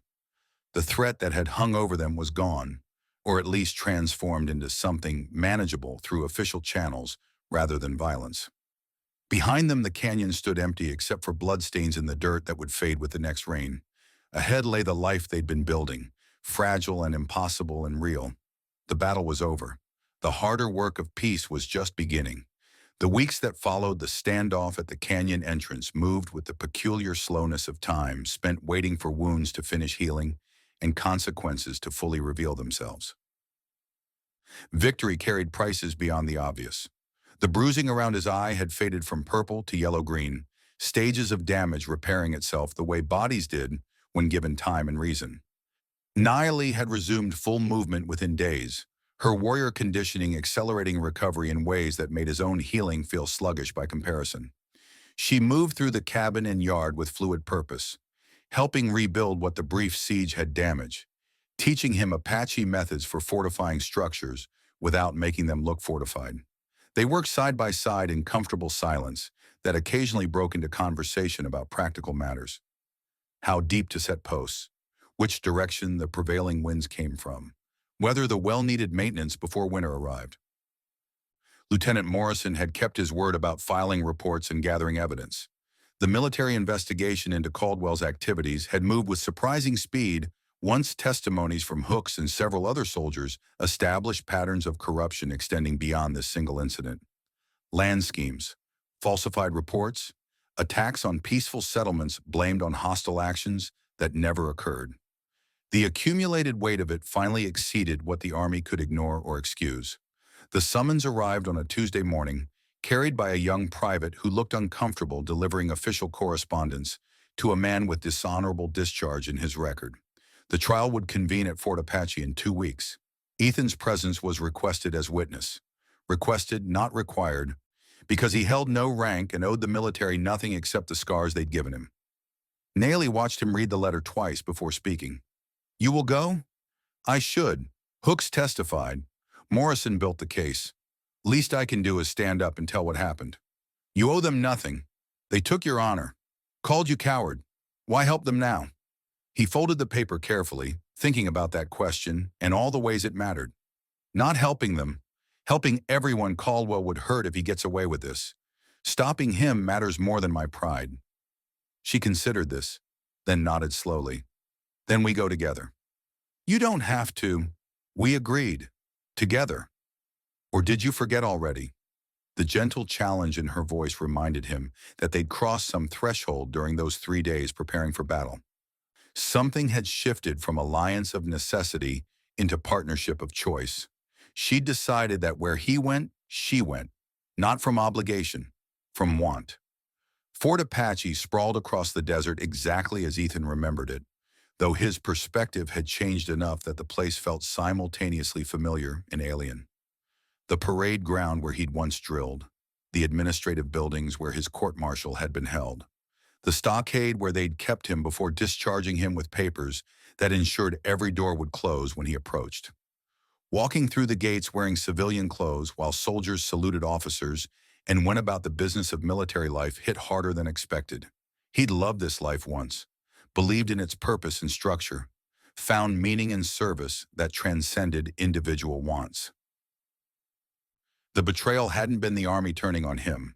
The betrayal had been discovering that the institution he'd served would protect men like Caldwell while discarding men like him. The courtroom filled quickly. Officers comprising the panel sat at the front, their faces arranged in expressions of professional neutrality that suggested they'd already reached conclusions and were going through required motions. Caldwell sat at the defendant's table, flanked by lawyers who looked expensive and confident. He'd aged badly in the weeks since their fight, his face carrying the gray pallor of a man who'd lost his purpose and couldn't find replacement except in bottles. When Caldwell's eyes found Ethan across the room, something flickered there. Hatred, certainly, but underneath it something that looked almost like relief. As if finally facing consequences was easier than running from them, as if having someone to blame was simpler than accepting responsibility. Hooks testified first, his voice steady as he described participating in actions he'd known were wrong, following orders from a superior he'd feared more than respected. The lawyers attacked his credibility and his timing, suggesting convenient testimony from a man trying to secure his pension by betraying his commander. But Hooks didn't break. He sat straight in his witness chair and answered every question with specificity that came from living with guilt 3 years and finally finding opportunity to transform it into something resembling atonement. Morrison followed, presenting documentation that painted damning picture. Falsified reports claiming Apache attacks that never happened. Land surveys that coincidentally discovered valuable mineral deposits on territory designated for tribal use. Payments to raiders who'd somehow known exactly where to strike for maximum political impact. The accumulated evidence built structure too solid for reasonable doubt to penetrate. When they called Ethan to testify, he felt Naomi's hand squeeze his briefly before he stood. She'd taken a seat in the back where Apache observers were allowed, separated from white spectators by invisible lines that everyone acknowledged and nobody questioned. Her presence steadied him as he walked to the front and placed his hand on the Bible they provided for oath-taking. The prosecutor began gently, establishing who Ethan was, his service record before Fort Apache, his reputation as reliable soldier and leader. Then came the questions about that day. What he'd seen, what orders he'd received, why he'd refused. The story emerged in clinical detail, his voice never wavering even as he described moments that still visited his dreams. Caldwell's attorney approached the cross-examination like a man who knew his client was guilty but had obligation to mount defense anyway. He focused on Ethan's discharge, his admitted disobedience, his lack of authority to question superior officers' judgment, each question designed to paint him as unreliable witness motivated by personal vendetta. You hold Colonel Caldwell responsible for your discharge. No, I hold myself responsible. I made the choice. I accepted the consequences. But you resent him. Ethan met the lawyer's eyes directly. I resent what he did to innocent people. My feelings about what happened to me are separate. You deserted your post, abandoned your brothers in arms, violated sacred trust between soldiers. I refuse to participate in massacre. If that's desertion, then yes, I'm guilty. But I'd make the same choice tomorrow. The lawyer tried several more angles, but each one revealed the same core. Ethan believed he'd done right thing, and no amount of legal maneuvering would make him recant. Eventually, the cross-examination ended, and he was dismissed. The verdict came 2 days later. Guilty on 17 counts including conduct, unbecoming an officer, misuse of military resources, and fraudulent claims against government interests. Cashiered from service with loss of pension and possibility of additional criminal charges pending review by civilian authorities. Caldwell received the judgment without visible reaction, his face empty of everything except exhaustion. Outside the courtroom, Hooks found Ethan in the dusty space between buildings, where soldiers gathered to smoke and complain. "Thank you for testifying. You took the real risk. I just confirmed what you'd already said. Still, couldn't have done it without knowing someone else would stand up too." They shook hands, that gesture carrying weight of shared history and divergent choices finally reconciling into mutual respect. Hooks had 3 months left in uniform and plans to take a marshal's position in one of the growing territorial towns. Ethan had a cabin in the desert and a woman who'd chosen to stand beside him against long odds. Different paths, both earned through pain. Morrison approached as Hooks left, his young face showing satisfaction of a man who'd accomplished difficult thing for right reasons. "There's talk about investigating other incidents. What happened here exposed patterns. Could be multiple cases reopened." "That's good. People deserve accountability." They're also discussing reparations for the Fort Apache massacre, for other attacks on peaceful settlements. Won't bring anyone back, but might provide resources for rebuilding. Ethan nodded slowly, thinking about Dakota and the people who'd lost so much to policies that claimed civilization while delivering only violence. "I'll make sure the chief knows. He can decide if accepting government money is worth dealing with government bureaucracy." Morrison hesitated, then spoke more carefully. "You know there's process for appealing discharge decisions. With Caldwell's conviction, with the evidence that's come out, you might be able to get your discharge upgraded, restore your rank, clear your record." The offer hung between them, tempting in its simplicity.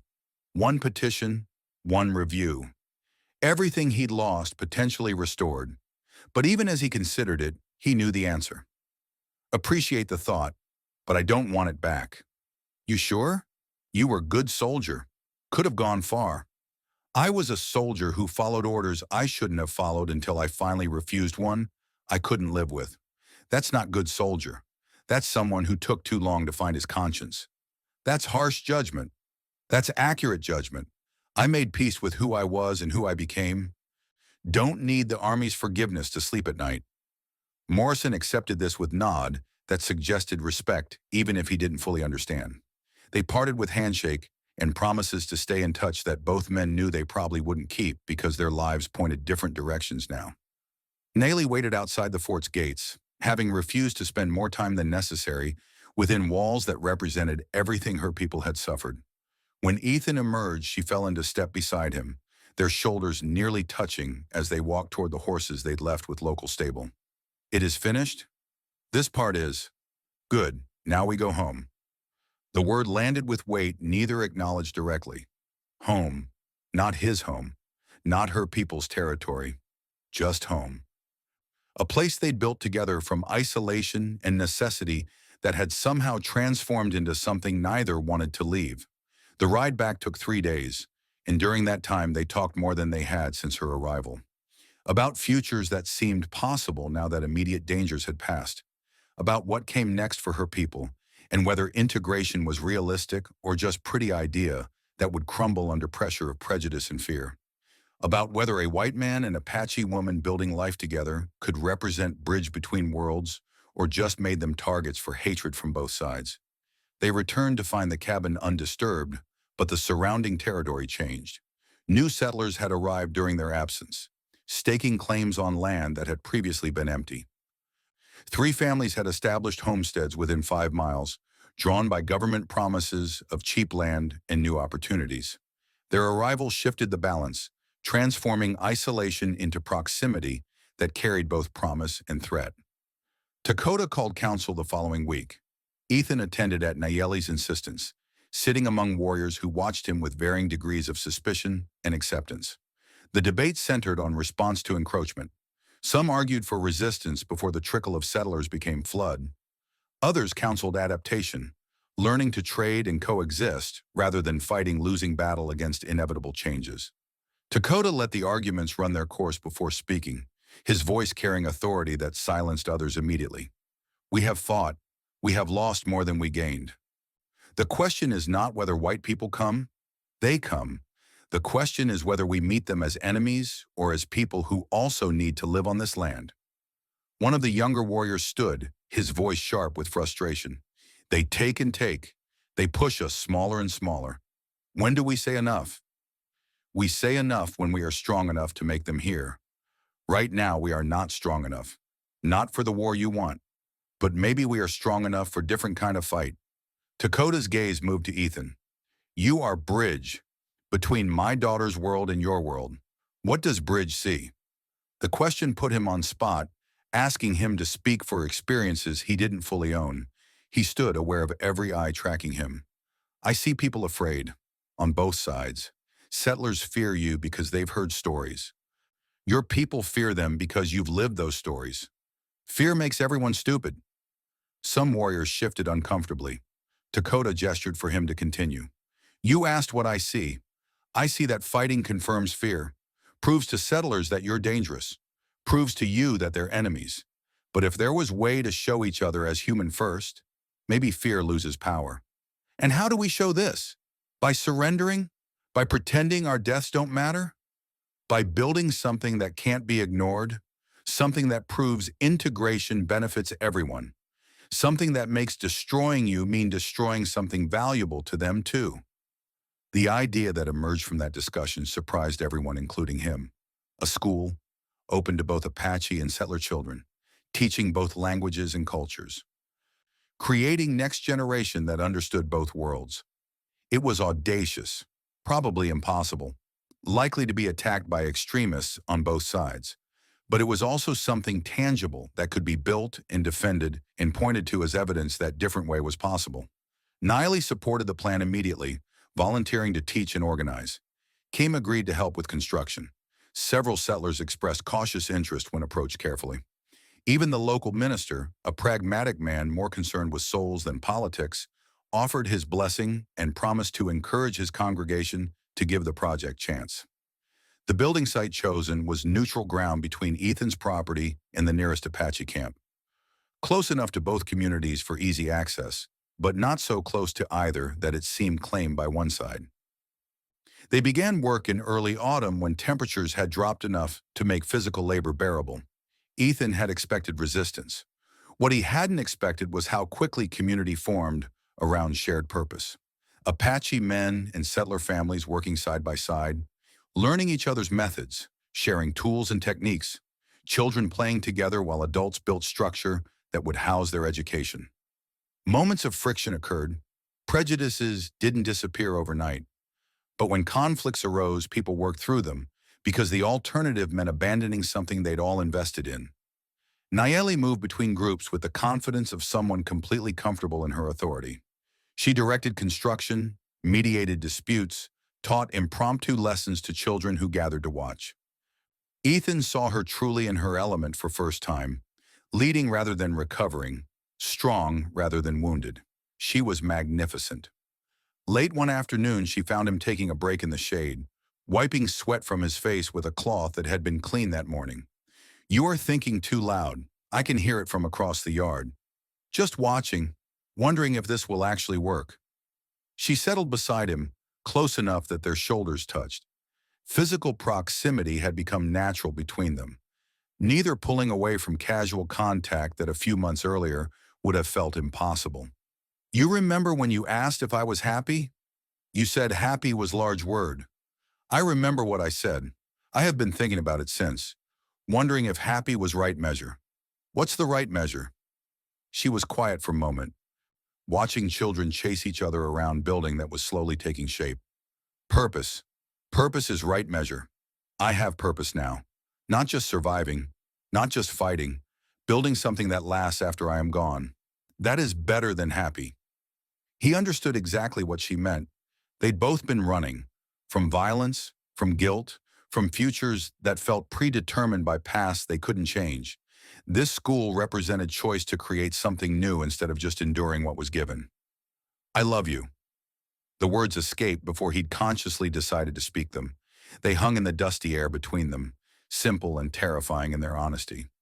Nellie turned to look at him fully, her expression impossible to read. You love me.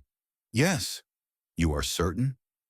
This is not just, she gestured vaguely at the building site, not just feeling good about project we build? I'm certain. I love you. Have for a while now. Just took me time to understand that's what it was.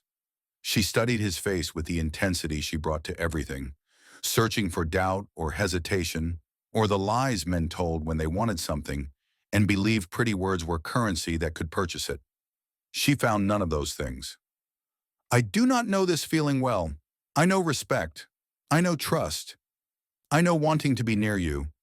Is that love? I think so. I think that's exactly what it is. She leaned against him, her head finding his shoulder, her hands settling over his heart where it had rested so many times before. Then I think I love you too, even if I do not have good words for it yet. They sat together as the sun dropped toward the horizon and the building crew began packing tools for the day. Around them, a community was forming that neither could have predicted months earlier when he found her dying in the desert. They'd become the bridge Dakota had named them. Not perfect, not without complications, but real and solid and getting stronger with each day they chose to keep building. The attack came on a Tuesday night 3 weeks later. Ethan woke to the smell of smoke and the sound of glass breaking. He rolled from bed with rifle already in hand, moving toward the window by instinct while his mind caught up to consciousness. The school was burning. Flames climbed the walls they'd spent weeks constructing, consuming lumber and dreams with equal appetite. Nayeli appeared beside him, fully dressed despite the hour, knife in hand. How many? Can't tell. At least 3, maybe more. They moved together through the door, approaching the fire with weapons ready and senses stretched toward detecting threats in the darkness beyond the flames. 3 figures became visible, silhouetted against the blaze, laughing as they watched their handiwork, drunk based on how they staggered, armed based on the rifles slung over their shoulders. Ethan approached from their blind side, his voice cutting through their celebration. You need to leave. Now. They spun, fumbling for weapons, surprise sobering them faster than coffee. The largest one, a settler Ethan recognized from the general store, a man who'd made clear his contempt for Apache, steadied himself and pointed his rifle. Or what? You'll shoot us for cleaning up vermin? I'll arrest you for arson and vandalism. Then I'll testify at your trial. You got no authority. You're just a deserter living with a savage. Nayeli appeared then from the other direction, her arrival forcing them to split attention. She moved like shadow, silent and deadly, positioning herself where she could strike before they could bring weapons fully to bear. Leave now, while you still can walk away. Something in her voice promised violence in ways that transcended threat. These men were drunk, but not stupid. They saw the calculation in her eyes and understood they'd made mistake coming here. But pride in whiskey made retreat difficult even when survival demanded it. The large man tried compromise. We was just teaching a lesson. Can't have whites and Indians mixing. It's not natural. What's not natural is burning down schools. What's not natural is attacking something that hurts nobody. What's not natural is being so afraid of change that you destroy it before you even understand it. Ethan's voice remained level, but something in his stillness suggested he was done talking and ready for action. Nayeli shifted slightly, her body language screaming readiness to cut them down. The 3 men exchanged glances, and whatever they saw in each other's faces told them they'd lost this confrontation. We're going, but this isn't over. More folks feel like we do than you think. They retreated into darkness, leaving Ethan and Nayeli to watch the school burn. The structure was too far gone to save. They could only stand witness as weeks of work transformed into ash and char.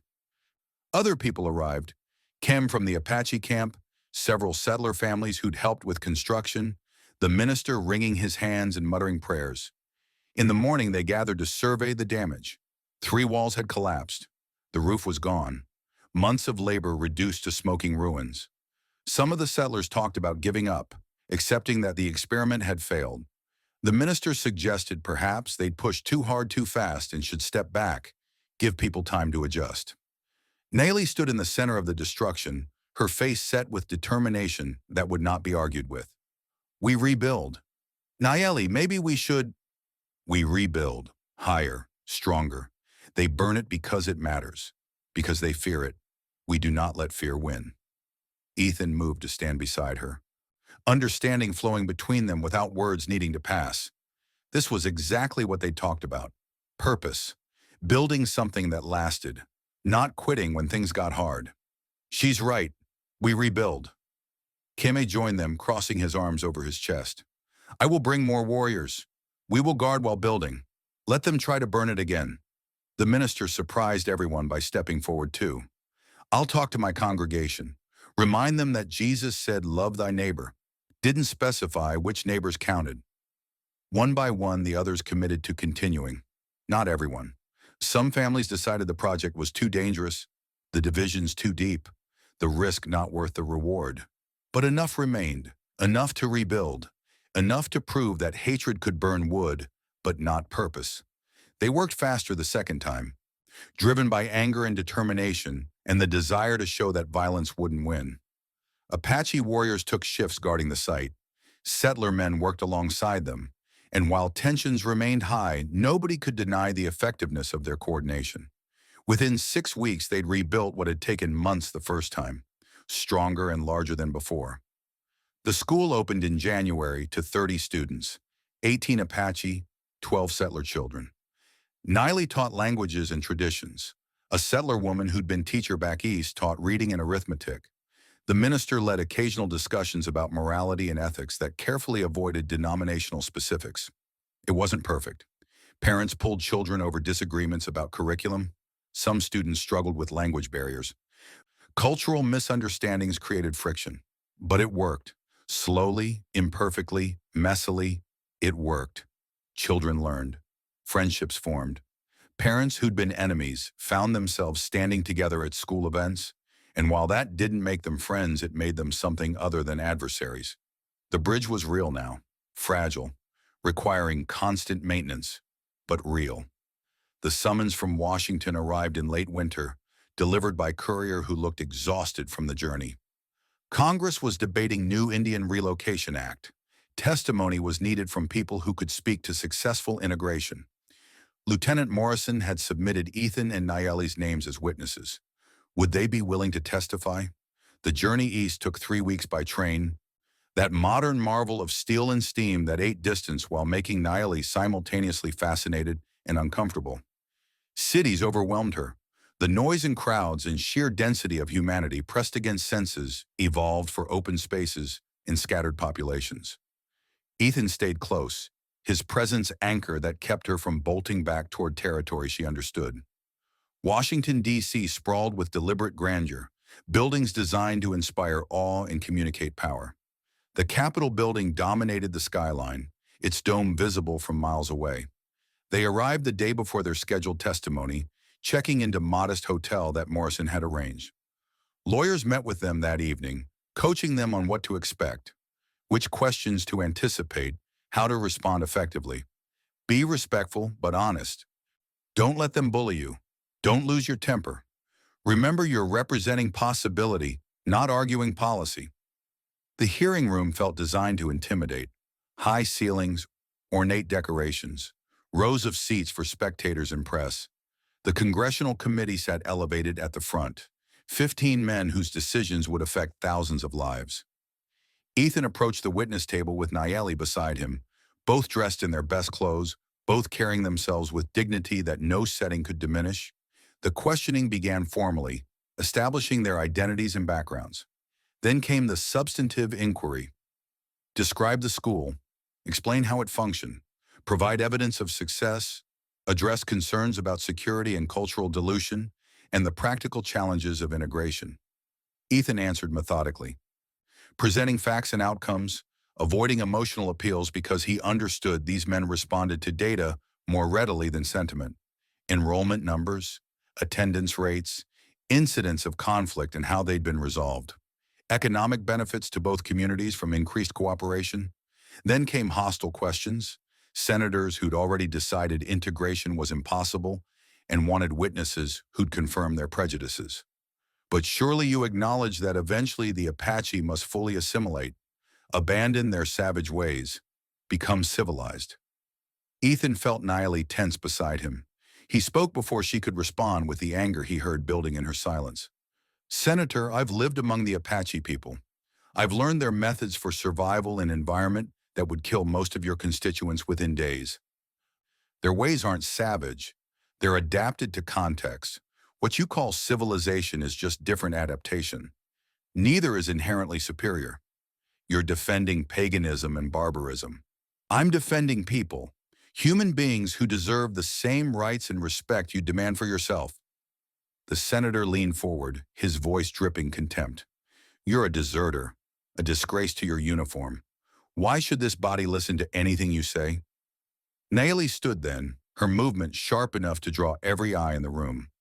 When she spoke, her English carried the precision of someone who'd learned the language specifically to be understood by people like the senator. You ask why listen to him? I tell you why. Because he refused order to kill my people when it would have been easier to follow. Because he lost everything standing for what is right. Because he builds instead of destroys. Because he sees us as human when men like you see us as problem to be solved. She planted her hands on the table, leaning toward the committee. I am Apache. I am also American because this land was my ancestors before it was yours. You say we must choose? Why? You do not ask other Americans to forget where they come from. Only us. Only the ones who were here first. Her voice rose, passion breaking through the careful control she'd maintained. We have tried war. We lost. Now we try peace. We build schools. We teach children. We trade with neighbors. We prove we can live together. And still you push us away. Still you say we are not good enough, not civilized enough, not white enough. She straightened, her gaze sweeping across all 15 senators. Question is not whether we can learn your ways. Question is whether you can accept us learning them while keeping our own. Because we are still here. We are still people. And we will remain, one way or another. You decide, do we remain in peace or in graves? The chamber fell silent. Even the hostile senators seemed caught off guard by her directness, her refusal to soften edges or beg for acceptance. She laid out the choice with clarity that made evasion impossible. The committee could support integration or continue policies that guaranteed conflict, but they couldn't pretend there was neutral ground. An older senator in the center stood, his weathered face suggesting he'd seen more than he wanted of war's costs. Ma'am, I fought Indians for 10 years, lost friends to Apache warriors, believed you were savages who couldn't be reasoned with. He paused, his next words coming slower. But I listened to you speak. I hear what you built. And I think maybe I was wrong. Not wrong to fight when I did. Wrong to keep fighting after the fighting should have ended. He turned to address his fellow senators. Maybe it's time we acknowledge that manifest destiny doesn't have to mean extermination. Maybe it means making room, finding way to expand without erasing. These two people prove it's possible. Not easy, not perfect, but possible. The vote came 3 days later. The Relocation Act was defeated by 4 votes, narrow margin, temporary victory, but victory nonetheless. Tribes would remain on their ancestral lands, at least for now. The school could continue. The experiment could proceed. Outside the capital, Ethan and Nayeli stood in winter sunshine that felt nothing like the desert sun they knew. The city bustled around them, indifferent to the small victory they'd helped secure. Nayeli turned to him, exhaustion and satisfaction mixing in her expression. We did it. For now. You are never satisfied. Would you love me if I was? She smiled, rare and genuine. Probably not. I need someone stubborn as me. They returned west to find the school thriving in their absence, the community that had formed around it growing stronger. More families had arrived during winter, drawn by stories of successful integration. The settlement was expanding. the lines between Apache and settler territory blurring as trade and cooperation made rigid boundaries irrelevant. Spring brought renewed building. The school needed expansion to accommodate increased enrollment. Several families proposed joint construction of small trading posts that would serve both communities. Cam and two settler men started planning irrigation project to improve farming in the arid terrain. The bridge they'd talked about was becoming real infrastructure connecting people who would have been enemies in different circumstances. Ethan and Niallie's relationship deepened with the same patient inevitability as seasonal changes. They'd moved past the initial crisis that brought them together into something steadier and more complex. They argued about everything from construction techniques to teaching methods to how much wood the stove needed. They laughed more often than either expected. They built routines around each other's rhythms, learning which silences were comfortable and which needed breaking. One evening, as they sat on their porch watching sunset paint the desert in shades of amber, she spoke suddenly. "I want child." He nearly dropped his coffee. "You want what?" "Child. I want to have child. With you." The declaration landed like something physical. He set his cup down carefully, buying time to process what she'd just announced. That's a big decision. I know, but I'm not getting younger, and I want to build future, not just survive present. Child is future. But everything we've built is so fragile. What if it falls apart? What kind of world would we be bringing a child into? She took his hand, her grip firm and certain. Same world every child is born into. Uncertain, dangerous, beautiful. We cannot wait for perfect time. There is no perfect time. He thought about that, about Daniel and the future his brother had tried to secure for him, about Dakota's grandchildren learning both Apache and English in a schoolhouse built by people from different worlds, about the possibility that a child who was both Apache and white might represent something neither culture alone could produce. Okay, okay, okay, let's have a child. Her smile transformed her face, and he realized he'd do almost anything to see that expression more often. They sat together as darkness claimed the sky, holding hands and imagining futures that had seemed impossible months earlier when he found her dying in the desert. 2 years passed in the way time does when life fills with purpose larger than individual survival. The school had grown to house 50 students. The trading post operated year-round. The irrigation project had transformed marginal land into productive farms that fed both communities. Conflicts still erupted. Old prejudices didn't disappear overnight. But mechanisms existed now for resolving disputes without violence. Ethan and Niallie's son turned one in the spring, a child who learned Apache from his mother and English from his father and existed as living bridge between worlds. They named him Daniel, honoring the brother whose sacrifice had made everything after possible. He had Niallie's dark eyes and Ethan's stubborn jaw, and when he cried, both parents heard echoes of futures demanding to be born. On the morning of Daniel's first birthday, Ethan walked alone to the grave marker he'd carved years earlier. The wood had weathered but held, testament to craftsmanship that had learned endurance. He stood in silence for several minutes, then spoke to the brother, who couldn't hear, but whose presence remained real in ways that transcended death. "I made it, Danny. Took a while. Made mistakes. But I made it. Found what you wanted for me. Peace, purpose, family." The wind answered, carrying sounds from the settlement where celebrations were preparing. His family waited. His community needed him. His future demanded attention. But this moment belonged to past that had made everything else possible. "Thank you for believing I could, even when I didn't." He turned and walked back toward the cabin where Niallie waited with their son. She stood on the porch, the child in her arms, both watching him return. His family, his home, his second chance at a life worth living.